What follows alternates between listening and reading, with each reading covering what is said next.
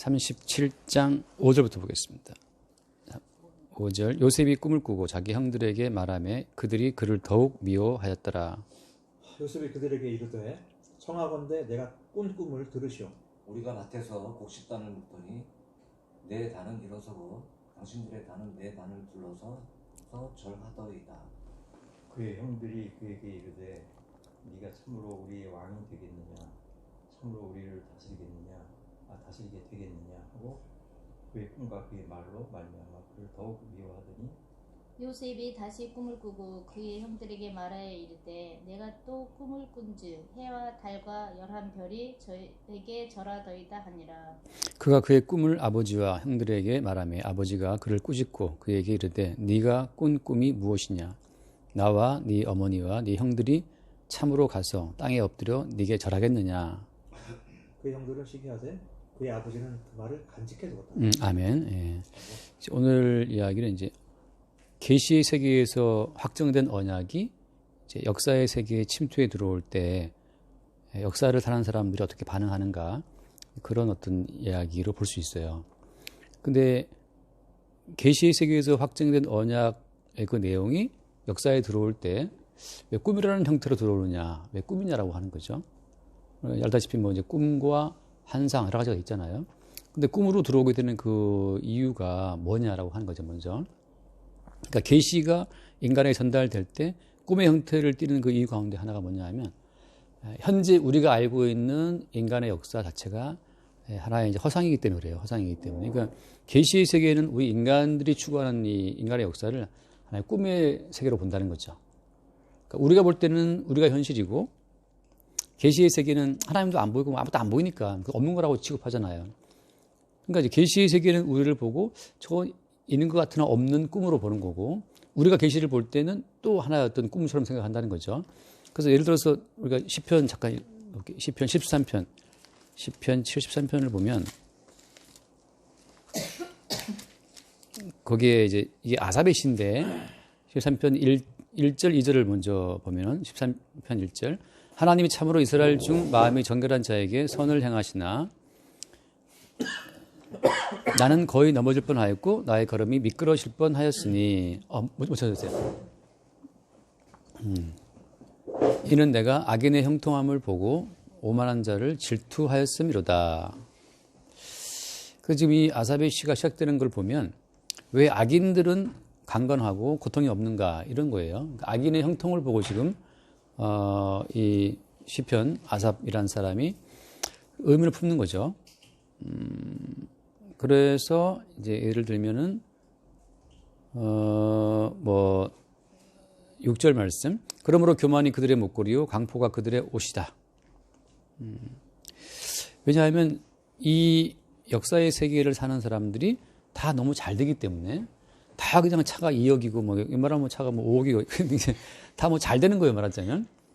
그런데 오히려 의인들은 너무 고통을 받고 괴로움을 당하고 있으니까 이 여호와를 믿는 이 신실한 이 사람이 거기에 의문을 품는 거죠. 왜 하나님이 왜 경건한 자들은 이 고통을 당하고 악인들은 잘 되냐.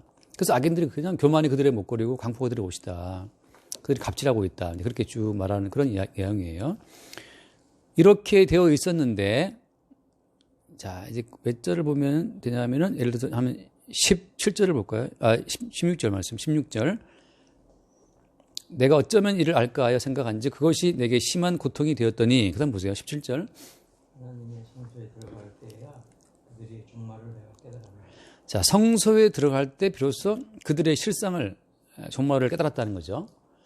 그러니까 이 성소라고 하는 것은 진짜 현실이 무엇인가를 보여주는 어떤 영역이에요, 영역. 단순히 어떤 그냥 공간이 아니고 영역이죠. 영역은 것은 이제 어떤 다스리는 분, 주님에 의해 다스려지는 어떤 새로운 세계. 이번 주일 낮에 했던 말씀처럼 또 선악적인 세계가 있잖아요. 선악적인 세계에서 인간이 어떤 추구하는 의의 세계가 있고, 하나님 나라는 아들의 의로 어떤 아들의 의로 어떤 뭐랄까요? 아들의 의가 지배하는 나라? 그렇단 말이죠. 그러니까 성도의 입장에서는 선악적 지평에서 구원함을 얻어서 아들의 의에 살았는 어떤 백성이란 말이죠. 그런 것처럼 지금 이건 새로운 어떤 차원을 말하고 있는 거예요. 성소 바깥에 있을 때에는 악연의 형통함이 이해가 안 가지만 성소에 들어가 보니까 그때 깨달은 거예요. 진짜 현실의 세계에서 저쪽으로 보니까 인간들의 그 모든 세계가 하나의 꿈 같다는 표현을 해요. 뒤에 보면. 그래서 그 18절 말씀, 주께서 참으로 그들을 미끄러운 곳에 두시며 파멸에 던지시니 그들이 어찌하여 그리 갑자기 황폐되었는가 놀랄 정도로 그들은 전멸하였나이다. 20절 같이 볼게요. 주여 사람이 깬 후에는 꿈을 무시함 같이 주께서 깨신 후에는 그들의 형상을 멸시하시리다. 사람이 꿈에서 다양한 경험을 할 수 있잖아요. 꿈에서 오만가지 일을 할 수 있지만 깬 다음에는 꿈이었네 하고 꿈을 무시하죠. 잊어버리죠. 꿈에서 내가 계약을 했다. 그게 지금 아무 의미 없잖아요. 꿈에서 내가 돈을 벌었다. 의미 없잖아요. 그런 것처럼 사람이 깨면 꿈을 무시한 것 같이 하나님 보시기에 성소 바깥의 그 모든 세계는 하나의 꿈 같은 세계로 지금 취급한다고 하는 거죠. 그러니까 지금 현실과 꿈의 경계선 자체가 지금 어디예요? 이게 지금 성소의 문턱이, 그 성소의 문이 현실과 어떤 꿈의 세계의 어떤 분기점이라고 하는 거죠. 그러니까 이 언약 백성이 아닌, 그러니까 에돔족이죠. 에돔족 속들의 어떤 삶이라고 하는 것은, 그들이 생각하는 현실이라고 하는 것은 하나님 보시기에는 뭐 같다? 하나님 보시기에는 꿈이죠, 꿈. 가끔 제가 했던 비유처럼 애들이 딱지치기를 하고 어릴 때 땅 따먹기를 하고 하잖아요. 딱지를 제가 몇 박스를 내내 땄었는데 초등학교 때 딱지를 몇 박스를 따고 집에 들어놨다 하더라도 그 아버지가 와서 이 공부 안 하고 딱지 한다고 그냥 들어다가 다 갖다 버려버렸어요. 그래서 나는 전 재산을 다 잃어버렸지. 너무 황당한데 막 울었는데 재산 탕진하는 어떤 그 서러움 때문에. 근데 어른이 볼 때는 딱지가 그것이 아무것도 아닌 허상의 세계, 그냥 놀이 게임이란 말이죠. 그런 것처럼 이 땅에서 우리가 뭐 벤치가 2억이고 뭐 5억이고 한다더라도 지금 다 들었어요, 이게 지금. 그거 자체가 그냥 좀 딱지를 많이 딴 아이들 정도로 하나님 보시기 그렇다는 거죠. 그래서 지금 그 에돔 족속이라고 하는 것은 그러니까 육신적인 어떤 가치의 기준을 두고 족보를 이어간단 말이죠, 이렇게 쭉. 그러니까 육신의 어떤 가치를 두고 족보를 이어가는 데 있어서 초점은 어디예요? 초점은 에돔 족속의 어떤 그 뭐랄까 구심점, 초점은 어디에 있어요? 핵심은 어디예요? 네, 생존이고 각 개별적인 그들 각 개인이 에돔 족보의 중심이잖아요, 그죠? 그러니까 각 개인의 생존과 개인의 의로움과 개인의 명예와 그런 것으로 족보가 이어져요. 그러니까 너 무슨 집안이냐? 나는 뭐 연영씨, 뭐 메띠공파 뭐 그런 거 있잖아, 그런 것처럼 족보를 내세우는 것은 결국 뭐 때문이냐 하면 자기 존재를 강조하기 위해서 족보를 내세우는단 말이지. 나는 뼈대 있는 집안이다. 나의 존재 가치 때문에 족보를 내세우는 거지. 만약에 어떤 집안이면 죽인다 그러면 다 바꿀 거예요. 바꿀 거죠. 우리나라 뭐 왕씨 많이 죽었잖아요. 그 이성계 쪽에서. 그 왕씨가 뭐 숨어들었다 그런 것처럼 생존을 위해서 족보를 요구하는 것이 에돔 족보라고 하는 것이고. 근데 어때요? 야곱의 족보에 들어오게 되면 어떻게 됩니까? 야곱 족보에 들어오게 되면 이게 야곱 족보에서는 개별성이 의미가 있어요, 없어요? 의미가 없죠. 오직 유일하게 요셉의 활동성에 의해서만 전체가 다 묶이는 어떤 새로운 족보가 야곱 족보란 말이죠. 에돔 족보에서는 각 개인이 다 중요하기 때문에 바꿔 말하면 에돔 족보에 속한 자들은 개인의 경건, 개인의 열심, 뭐 개인의 의로움을 강조를 해요. 저 사람의 의로움은 나와 상관없어. 내가 의로워야 돼, 이렇게. 각자 개인의 의로움을 내세워서 막 이렇게 열심히 살아가는 것 자체는 따지고 보면 어떻습니까? 결국 에돔에 속했다는 어떤 증거로 볼 수 있는 거죠. 그래서 우리가 알다시피 에돔 족속에서 태어났던 그 헤롯 왕이 성전을 짓잖아요. 큰 성전을 짓는다고. 그것이 그 에돔 족보에 속한 인간들은 자기의 행함으로 자기의 가치를 입증해야 되기 때문에 그게 살아가는 거예요. 근데 이제 야곱의 족보는 어떻게 해요? 야곱 족보는 요셉 한 사람의 활동성을 나타내기 위해서 어떻게 돼요? 11명의 아들을 다 11명의 아들의 모든 존재성을 다 살인자로 또 혹은 동생을 팔아먹은 자로 다 부정해버려요. 개별적인 가치를 내세울 수 없도록 주님이 개별적인 모든 가치를 다 부정하시고 파괴한다는 거죠. 다시 말하면 그래서 오늘 말씀이 뭐냐면 꿈의 어떤 모습으로 다가온 계시가 야곱 12아들의 모든 개별성을 다 삭제하는 식으로 이 꿈이 흘러가는 거예요. 꿈의 위력이 역사를 살아가는 모든 야곱 족복에 속한 자들의 어떤 개별성의 가치를 다 부정했다고 하는 거. 똑같죠. 그리스도 예수가 오시게 되면 우리의 개별적인 모든 가치를 다 어떻게 해야 돼요? 다 이걸 부정해버려요. 그래서 나로 사는 것이 아니고 내 경건으로 사는 것이 아니고 그리스도 예수로 사는 것인데를 알아가는 거죠. 그러니까 사도 바울도 예전에 바뀌기 전에는 자기의 개인적인 의로 살아갔잖아요. 율법 의로는 흠없다 할 정도로. 근데 예수를 만나고 보니까 그것이 오히려 가시를 뒷발질한 것처럼 고생이라는 걸 알게 되고 나중에 이제 자기로 사는 것이 아니고 그리스도에 산다는 것을 알아가잖아요. 그러니까 에돔의 족보라고 하는 것은 각 개인의 가치를 그들의 행함으로 중시하게 흘러가지만 야곱 속에 들어오게 되면 심지어 야곱 이름도 빠져버리고 이제 누구 이름 다 들어갑니까? 요셉의 이름으로 다 바뀌는 거죠. 거기에서 이제 11아들의 이름은 의미가 없어요. 요셉 개인의 이름에 다 묶여서 나중에 요셉의 일방적인 용서와 그 긍휼에 의해서만 존재하는 그죠? 새로운 족보가 되는 거죠. 그래서 에돔 족복은 개체의 어떤 존재성을 중시하지만 야곱 족복에서는 다 지워버리고 요셉 한 사람의 활동성만 드러난다고 하는 거. 그것이 이제 오늘날 말씀은 그렇죠. 우리 개인의 어떤 의로움이 아니고 그리스도 예수의 어떤 행하심에 의해서만 산다는 새로운 어떤 족보가 언약 백성 족보가 생겨나게 되고 그들이 어디에 들어가요? 그들이 들어간 나라가 아들의 나라죠. 아들의 나라.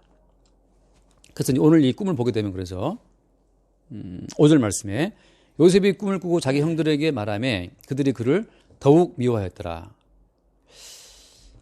자, 그런데 이게 이 꿈이 정말 약간 화가 나도록 왔어요.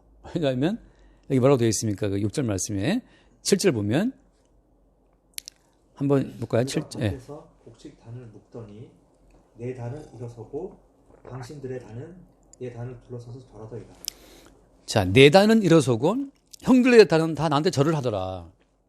이거 기분 좋습니까, 이거? 기분 나쁘죠. 나는 굉장히 부자가 됐는데 형들은 다 거저됐더라. 이거 기분 나쁘죠. 스타 봉사에 확 떠야 되는데 이렇게 스타 봉사만 망하고 옆에 동사는 잘 되더라. 이거 기분 나쁘잖아요. 그런 것처럼. 우리 교회는 드디어 망하고 옆에 교회는 사람이 몰리더라. 그것도 기분 나쁘죠. 그러니까 이게 계시의 세계에서 꿈이 침투해 들어올 때 이 역사의 세계에서 추구하는 모든 가치를 부정하는 식으로 온다는 것이 문제예요. 그러니까 우리가 정리를 해야 돼요. 하나님 나라가 우리에게 들어올 때 우리의 이 세상 가치를 인정해 주는 식으로 오는 것은 아니라는 거죠. 바꿔 말하면 예수 믿어서 그 예수가 우리에게 부여를 주고 그 예수가 우리를 잘 살게 하고 그런 것은 아니라는 거죠. 오히려 예수님의 나라가 오게 되면 우리의 모든 가치를 싹 무시하는 거예요. 그래서 어떻게 형들이 요셉을 더욱 미워했더라. 그러니까 지금 요셉은 사실 어떻게 요셉이라는 사람이 본인의 꿈을 요구했습니까? 아니잖아요.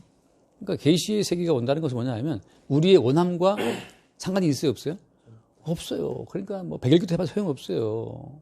40일기도 해도 소용없는 것이 왜냐하면 그냥 계시는 일방적으로 주님께서 찾아와서 그냥 넣어주는 거예요. 언제 정해진 그 내용대로?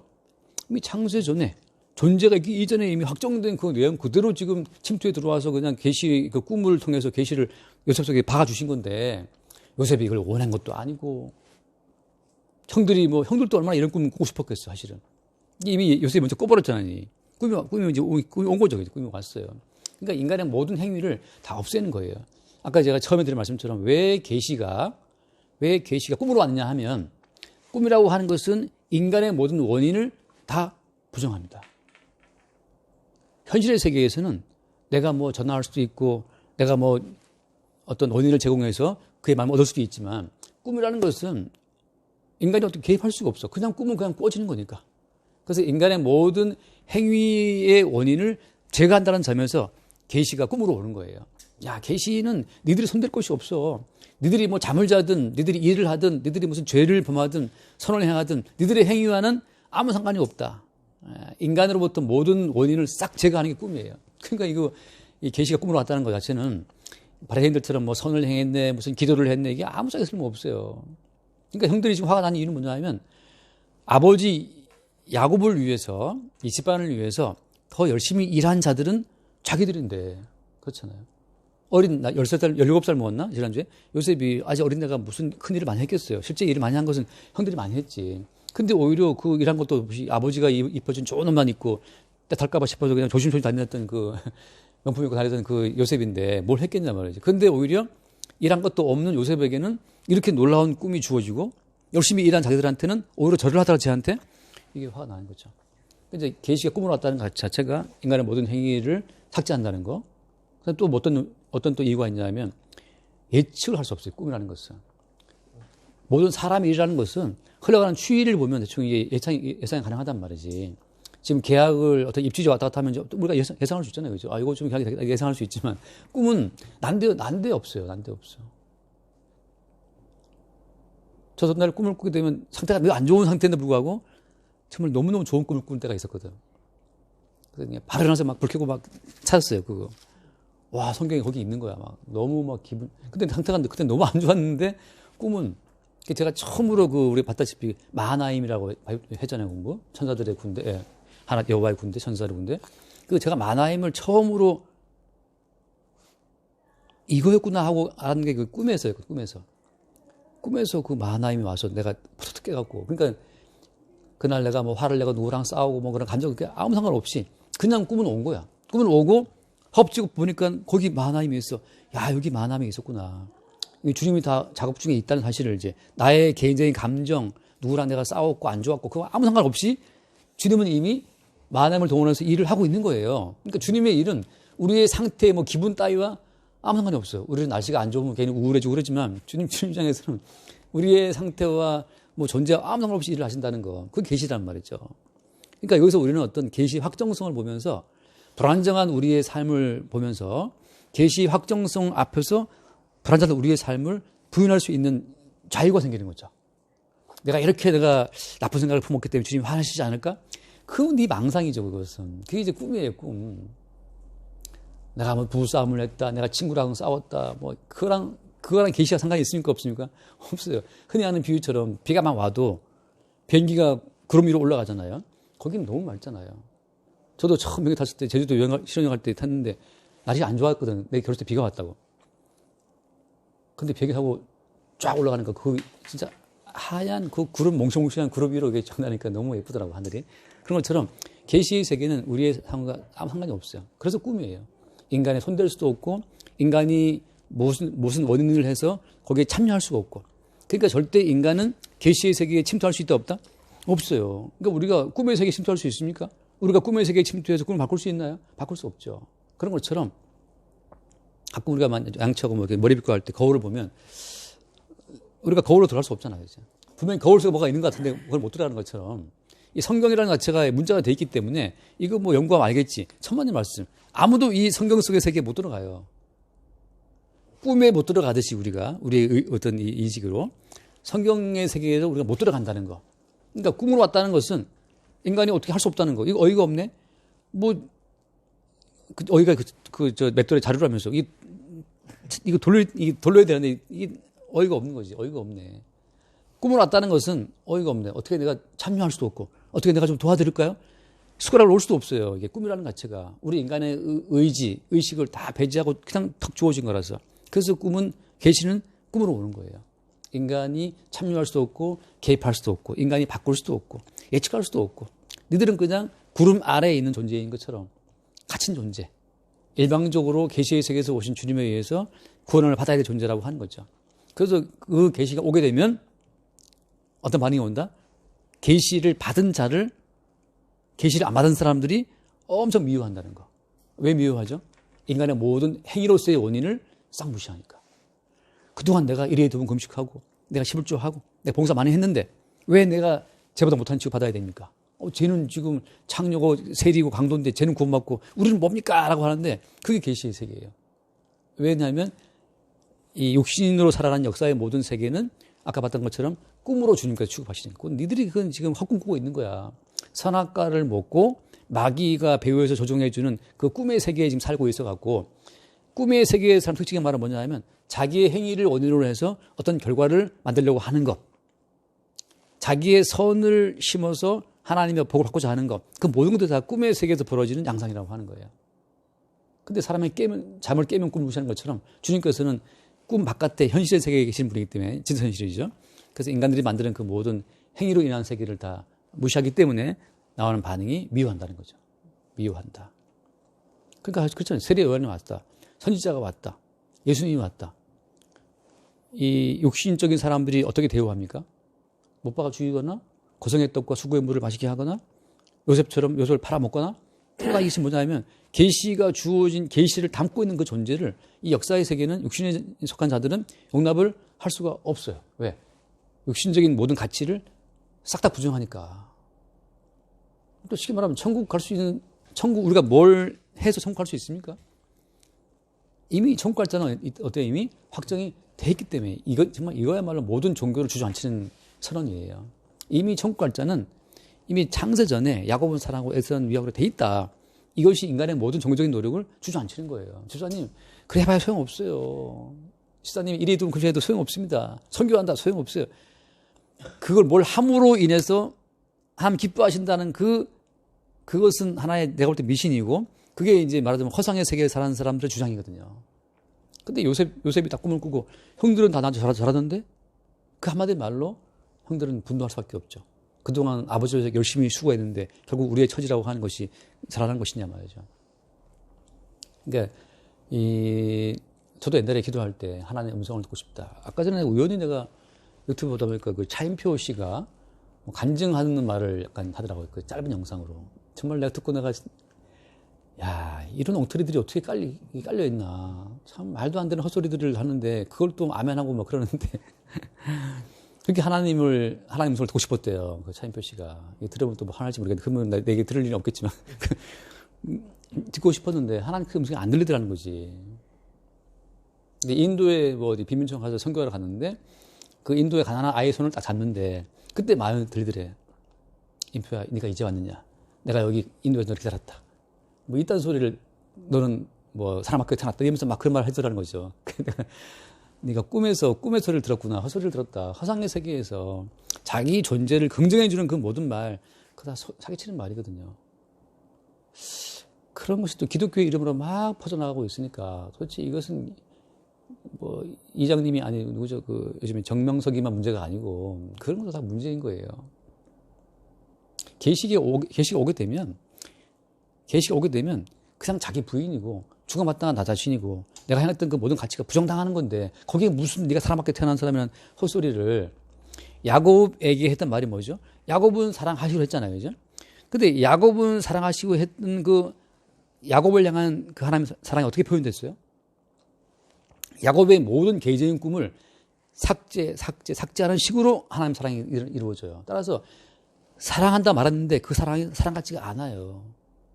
계시에서 서러운다는 그 사랑이 우리에게 올 때는 사랑 같지가 않다니까. 왜? 우리 존재를 다 부정하는 거니까. 왜냐하면 우리가 지금 추구하는 우리의 자아됨은 허상의 세계에 만들어진 가짜 자아이기 때문에 이건 마귀가 만들어준 선악과를 먹고 만들어진 허상의 자아를 우리는 추구한단 말이죠. 사랑받기 위해 태어난 사람. 그 사랑이라는 것이 네 자아가 요구하는 사랑이잖아. 그죠? 우리의 자아가 추구하는 사랑이잖아요. 그게 바로 마귀가 만들어준 하나의 허구의 자아라고.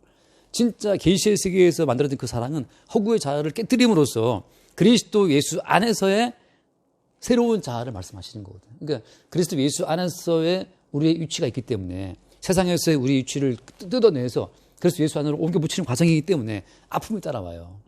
자기를 부인하고 자기 십자가의 시간을 지고 따라가는 말씀처럼. 그러니까 이 보이는 역사의 세계에서 내가 추구하는 모든 가치가 부정당하는 아픔이 계속 있다. 이것이 사랑의 증거예요. 사랑의 증거는 뭐냐? 매일매일 자기 부인이고 매일매일 나는 죽어마땅한 자구나. 매일매일 나는 악하고 게으른 종이구나. 이거 매일 알아가는 게 이게 하나님의 사랑이 있다는 증거고 하나님이 미워하겠다는 그 미움이라는 것은 하나님이 미움한 것은 이 타락한 세계에 가만 냅두는 거예요. 에서처럼. 그냥 살아 에서는. 그냥 장가가고 부인 몇 사람 거느리고 그냥 돈 벌고 사는 거죠. 거기에는 자기 부인이 없어. 근데 사랑받는 야곱의 인생은 험악한 세월을 살았다. 험악한 인생을 살았나에 대한 말처럼 뭐가 안 돼. 그토록 사랑하는 여자와 결혼하고 싶었으나 엉뚱한 여자랑 결혼하게 되고 엇갈린 뭐 옛날 김건모 노래처럼 잘못된 사랑 돼버린 거죠. 친구가 뭐 연애했다? 뭐 만남 잘못된 만남 그것처럼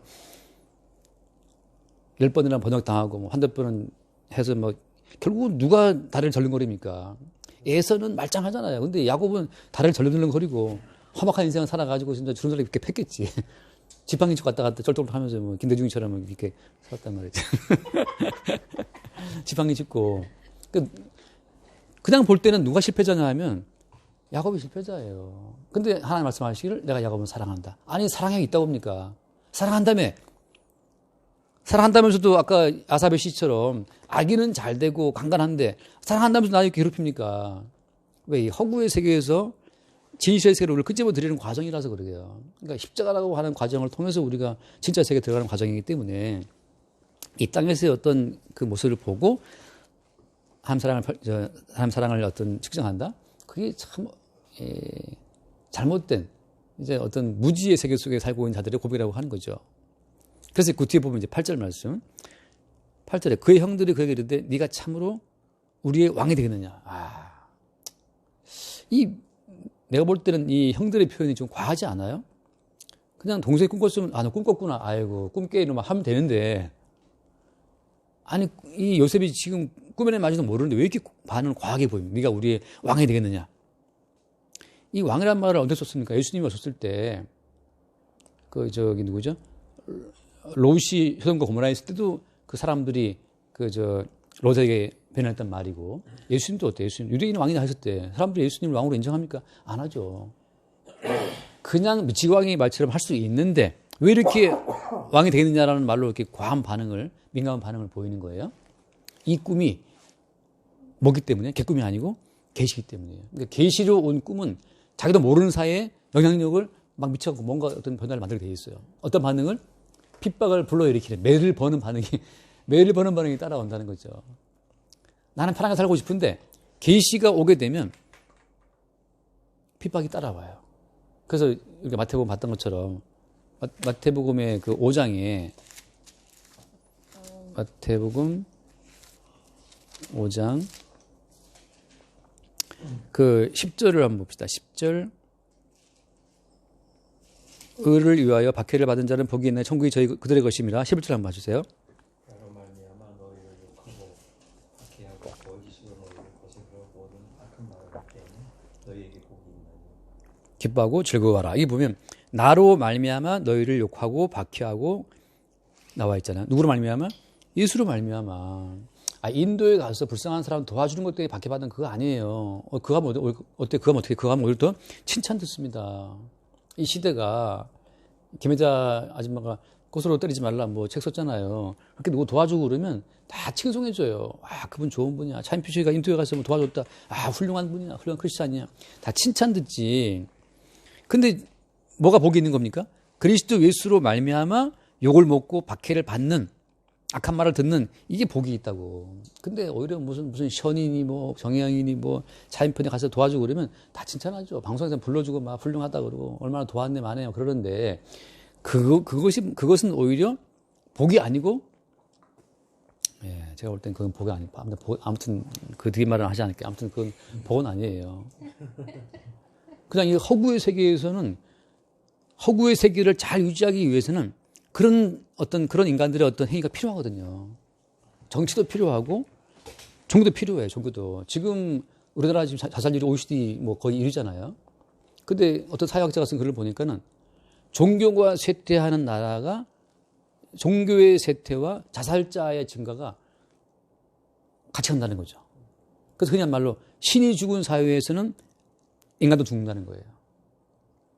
종교의 기능인데 종교가 그 사람의 삶의 가치와 의미를 부여해주면 사람들은 살아갈 힘을 얻지만 종교가 그들의 삶의 의미와 가치를 해석해주지 못하면 그냥 죽는 거지. 살아봐서 의미도 없으니까. 그러니까 이렇게 우리나라도 뭐 종교가 번성하고 있는데 심지어 뭐 제 입에 쓰는 것도 있지만 뭐 교회도 교회 구실을 못하니까 자꾸 자살자가 죽는 거지 뭐. 그러니까 말하자면 이 교회가 그들의 삶에 어떤 의미를 못 주니까 이제 그들이 방황하다가 이제 가는 거잖아요. 근데 엄밀히 말하면 사회는 그런 종교인들을 원합니다. 사회의 어떤 정상적인 어떤 그런 흐름을 위해서. 근데 성경에서 말하는 복이라고 하는 것은 이 사회의 번성 따위는 사실은 관심이 없어요. 왜? 하나님께서 바벨론을 세웠다가 쓰러뜨리고 아수르를 세웠다 쓰러뜨리고 페르시아를 다 쓰러뜨리지 마지막에 뜨인 돌이 날아와서 그 거대한 신상에 발을 쳐서 쓰러뜨리는 것처럼 아들의 나라이신 예수로서의 나라가 올 때까지 이렇게 임시적으로 주어진 나라들이기 때문에 이 모든 나라의 주님은 가치를 두지 않거든요. 대한민국 역사 지금 65년 됐나요? 통일신라 1000년 넘어갔잖아요. 뭐 조선시대 500년 넘어갔잖아요. 대한민국은 얼마나 갈지 단합할 수 있습니까? 없어요. 그러니까 어떻습니까? 우리는 이 시간 속에서 확인된 역사 자체가 하나의 허구라고 하는 거예요. 허구란 말을 왜 하냐 하면 우리는 5천 역사라고 말을 하지만 실제 어떤 우리가 인지하는 것은 고작 한 7, 80 우리 인생밖에 없잖아요. 역사는 허구예요. 그래서 나 죽으면 끝장이에요. 그러니까 우리는 허구를 붙들고 5천 역사를 붙들고 있지만 어때? 너 죽으면 너 기억 끝나면 너 땅에 들어가면 끝나는 건데. 그러니까 제가 볼 땐 그래. 이 역사는 우리 각 개인의 인생이라는 것 자체는 주님이 준비해 주신 하나의 무대 위에 하나의 어떤 설치된 무대 위에서 정해진 유통기한을 연기하다가 가는 거거든요. 그래서 엄밀히 말하면 과연 시간이라는 것이 의미가 있나? 왜냐하면 하나님께서 만물을 창조하시고 해와 달과 별을 설치해서 시간을 하게 하신 것은 뭐 때문이냐면 그리스도 예수의 오심, 그리스도 예수의 활동을 위해서 임시로 주어진 설정해 주신 하나의 시간이란 말이죠. 그런 것처럼 각 사람의 모든 인생들은 그리스도 예수를 위해서 주어진 배당된 그 어떤 시간만 살고 가는 거거든요. 그러니까 우리는 자꾸 허구 개념으로 역사가 5천 역사가 어쩌고 그 허구가 되는 이유가 5천 역사가 뭐라 한다 하더라도 지금 너의 어떤 그 수명과 상관이 있냐 말이죠. 아무 상관 없어요. 단지 그냥 허구 개념으로 우리에게 만족을 줄 뿐이죠. 그래서 계시가 와서 역사에 형성된 모든 가치를 부정한다. 제가 그 말 하자 말았는데. 그러니까 형들이 지금 화가 나는 이유는 왜 화가 나는 거냐 하면 계시가 건드린 건데 자기들은 뭐니까 자기들은 쟤보다 형이니까. 그러니까 시간을 통해서 형성된 내 존재 가치가 있잖아요. 나는 너보다 인생 선배고 너는 나이가 많고 나는 너보다 어른이고 너는 아직 애새끼고 뭐 이렇게 있단 말이지. 그런 것에 시간에 의해서 형성된 존재의 가치를 계시는 싹 무시하는 거죠. 그러니까 예수님이 30살 돼서 왔었을 때 대제사장들과 서기관들이 나이 많은 사람들이 어떻게 어린 예수를 무시하는 거죠. 너 어디서 배웠어? 근데 아까 말한 것처럼 계시는 뭘 무시한다고요? 역사와 시간을 다 무시합니다. 왜? 시간이라는 것은 계시를 나타내고 증거하기 위한 하나의 그릇 같은 무대 같은 거기 때문에. 근데 지금 이 형들은 뭐에 근거를 두고 내가 형이라고 하는 것에 시간의 근거를 두고 그 시간에 대한 권위에 기반해서 요셉을 혼내는 거죠. 내가 과연 저를 하겠냐, 과연 네가 왕이 되겠냐라고 하는 거. 근데 계시는 시간성을 싹 무시하기 때문에 많이 배웠다고 나이 많이 들었다고 해서 더 지혜로운 것도 아니에요. 그냥 꿈으로 온 계시가 당신이 100년을 산다 하더라도 100년에 남은 것이 뭐냐? 헛되고 헛되면 다 헛되다. 그래서 100년 산 인생을 헛된 것을 만들어버리죠. 그래서 김영석 교수가 102살 먹었다. 그분이 강의 많이 그러는데 102살 먹은 그분의 강연으로 한 사람인들 지옥 갈 백성을 천국으로 인도할 수 있냐 말이죠. 없거든요. 그냥 인생을 살았다는 인생 무대에서 100년을 살았다는 자기 자신의 배역만 설명할 뿐이지. 거기에서 어떤 생명을 일으킨 역사는 나타날 수가 없는 거죠. 그래서 오늘 형들 요셉이 다 똑같이 오해하고 있는 거고, 그 다음에 그 구절 말씀 다시 봐요. 요셉이 다시 꿈을 꾸고, 그러니까 두 번 다시 또 새로운 계시가 또 온 거죠. 또 온 거예요. 두 번 연거푸 계시가 와서 이번에는 뭐가 됐어요? 해와 달과 11별이 내게 절하더이다. 그럴 때 이번엔 누가 또 화를 냅니까?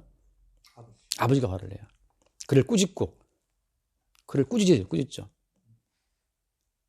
이 무슨 개꿈이냐 말하자면, 나와 네 엄마가 정말 가서 절하겠느냐 말이죠. 똑같이 야곱도 지금 육신적인 가치에 붙들려 있는 거예요. 내가 너의 아버지인데. 근데 우리가 알다시피 어떻습니까? 하나님께서 혈육이라고 하는 것은 하나님께서 계시를 담기 위한 과정으로 주신 거기 때문에 혈육의 모든 관계가 하나님 보시기에는 의미가 있습니까? 의미가 없어요. 야곱은 지금 혈육의 어떤 근거를 두고 요셉의 꿈을 책망하죠. 다시 말해서 이것은 계시가 왔을 때 그 계시를 받아들이고 수용할 인간은 있다 없다?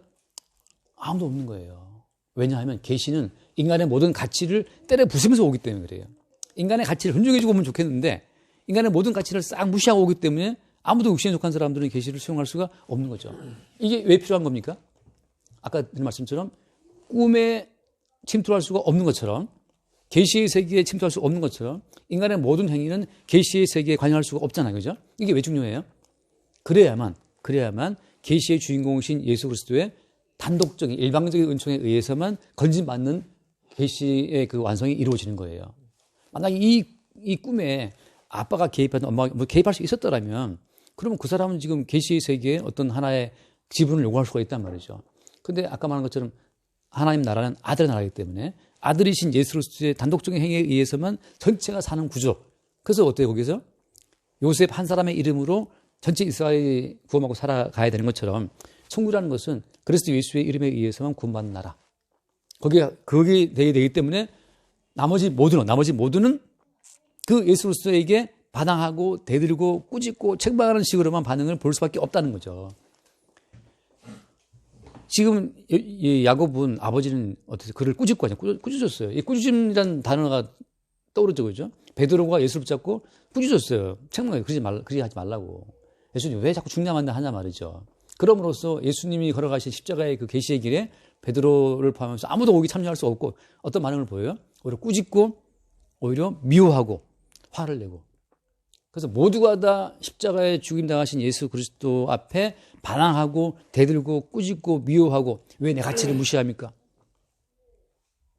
내 목포에서 올라가고 서울 이어가고 서럽다고 살았는데 나 무시합니까? 나도 한번 살아볼랍니다. 이렇게 하고 왔는데 예수님이 거기서 오히려 넌 죽어마땅한 자다. 이걸 알게 하신단 말이죠. 사회에서 무시받았는데 좀 교회 와서 좀 받고 싶은데 교회에서 마저 나를 무시해? 이런 씨. 못 끊는 거지. 근데 이건 교회 무시가 아니고 예수님이 우리를 무시해요. 예수님이.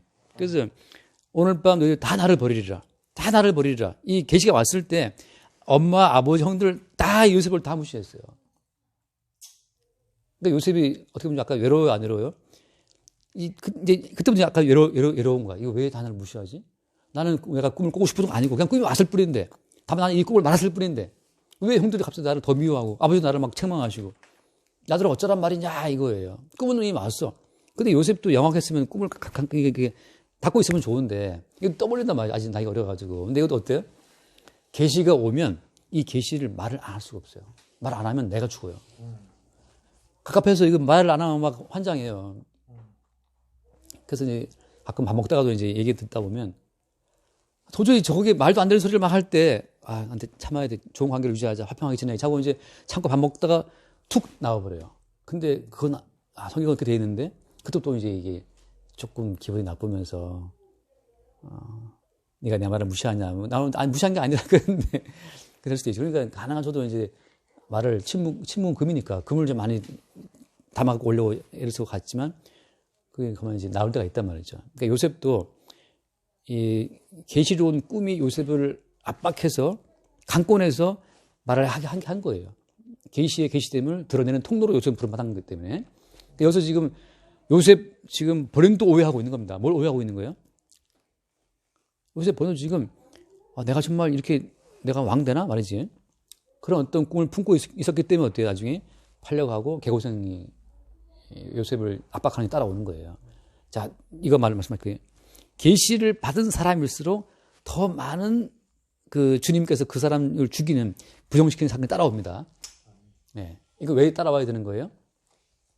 그 이유가 뭐냐면 계시를 받은 사람은 받은 계시의 실제성을 알아요.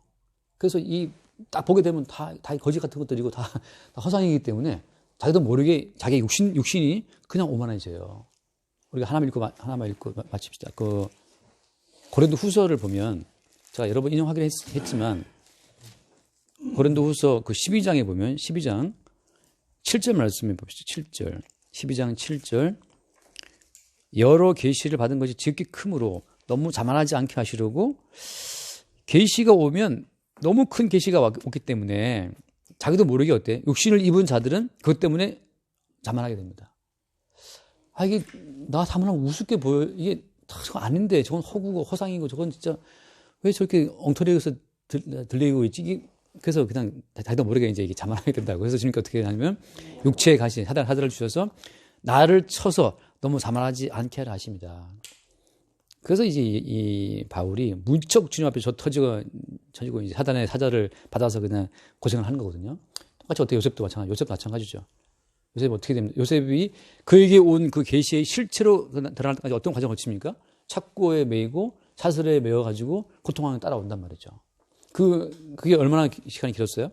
13년 정도를 노예살이하고 감옥에 가 있고 한단 말이죠. 그거 읽고 마칠게요. 읽고 마칩시다. 지금 이거 너무 또 길게 했네. 그냥 알고 되죠. 우리 시편 105편 있는 말씀. 사슬에 매고 착고에 채이고 언제까지? 말씀이 응할 때까지. 그러니까 계시가 오면 계시를 받은 그 사람 자체가 먼저 죽임을 당해요. 그러니까 매일매일 그 사람 본인을 주님 죽이는 거예요. 그러니까 바울도 얼마나 괴로웠겠어요. 빨리 이걸 벗고 싶은 거야. 그래서 빨리 이 몸을 벗고 주황 입고 싶은데 주님이 또 아니야, 너는 계시의 통로이기 때문에 항상 계시 나갈 때마다 바울 본인을 먼저 죽이고 잡다로 나가는 게 바울도 괴롭지, 요셉도 괴롭고. 사실 이런 다 우리가 어떤 계시의 주인공 되고 싶어 하잖아요. 되고 싶어 하지만 막상 계시가 오면 너무 괴롭고 힘들어서 다 사람들이, 그러니까 주신 분량이 맞아요. 주신 분량 살면 되는데 괜히 헛꿈꾸고 이제 괜히 그 폼잡고 그러는 거죠. 그래서 오늘 이 꿈으로 온 계시가 현실의 세계를 부정하면서 이제 이루어 나가게 될 어떤 주의 어떤 그 모든 길을 미리 딱 제시해주고 이제 확정된 계시를 딱 박아놓고 가는 겁니다. 그러니까 미완이 없어요. 확정된 거예요.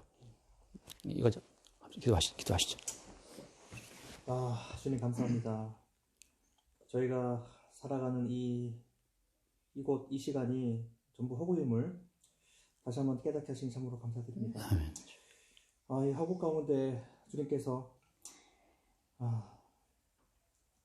유일하게 계시의 주인공으로 오셔서 이 모든 이 혼란과 이 혼돈 가운데 있는 이 세계를 계시를 완성시키는 이 과정을 주님께서 보여주니 참으로 감사합니다. 아멘. 요셉을 통해서 주님께서 계시가 오는 통로, 오는 방법, 그 계시가 와서 일어나는 인간들의 미움과 분노 이런 것들을 통해서 주님, 저희 인간이 행하고 할 수 있는 것은 아무것도 없고 행하고 또 할지라도 그런 것은 주의 계시에 아무런 영향을 끼칠 수 없다는 것을 다시 깨닫습니다. 아멘. 저희 노력과 저희 의지는 주 앞에서 다 물거품처럼 더욱더 사라지고 저희 존재 가치가 더욱더 부정되고 오직 예수 그리스도 한 분만 저희에게 나타날 수 있도록 주님 믿음을 더하여 주시옵소서. 아멘. 예수님 이름으로 기도합니다. 아멘.